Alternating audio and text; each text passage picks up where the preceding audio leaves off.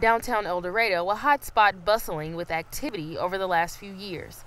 People now anxious to flock to the heart of the city, from fine dining, shopping, and recently entertainment. All those attractions bringing a lot of traffic. But a big issue for those heading downtown is parking. These signs spell it out. They say you're welcome to stay here for 3 hours, but after that, there's consequences. And she makes sure the rules aren't broken. I think it's usually pretty easy to find parking.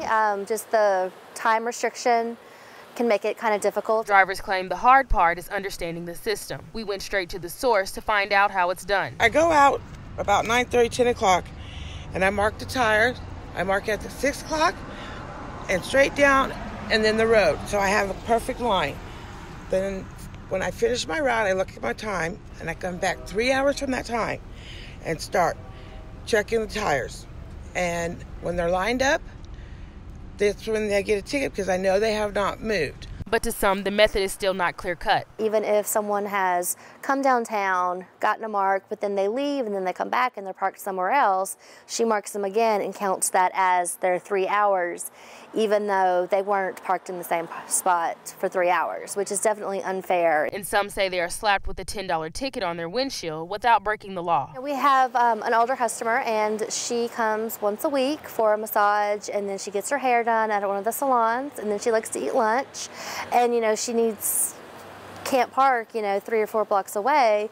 And so it really, can be hard on her because she has to keep an eye on the time and make sure she hurries. $10 tickets are more than minimum wage. So, I mean, if I get a $10 ticket one day, that's taking away an hour of my pay just to pay that. Workers downtown say it's hard to find reasonable parking, and unloading into stores is a whole different issue.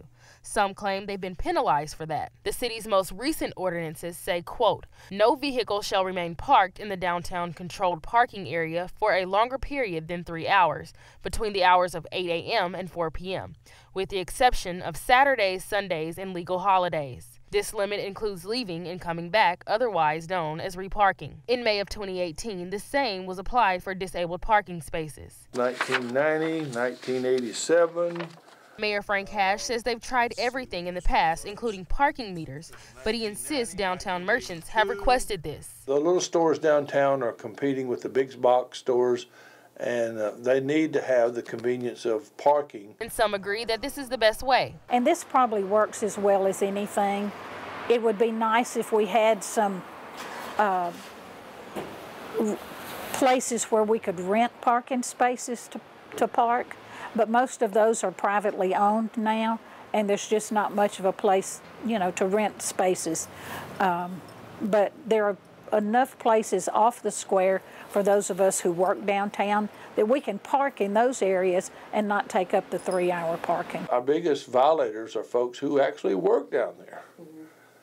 You can't have it both ways. You can't have adequate parking for your customers and yet you park where your customers have to park. So 1 block off, it's open, it's free parking all day long, unless you just are so physically unable to walk a block, you're going to have a problem. The mayor says they've tried almost everything under the sun, but for those who got a ticket, they say officials preach shop local, but penalize drivers who come downtown to do it. For now, though, it appears the 3-hour limit is here to stay, unless the mayor and others come up with another solution. In El Dorado, Sherith Cobbs, NBC 10, your local news leader.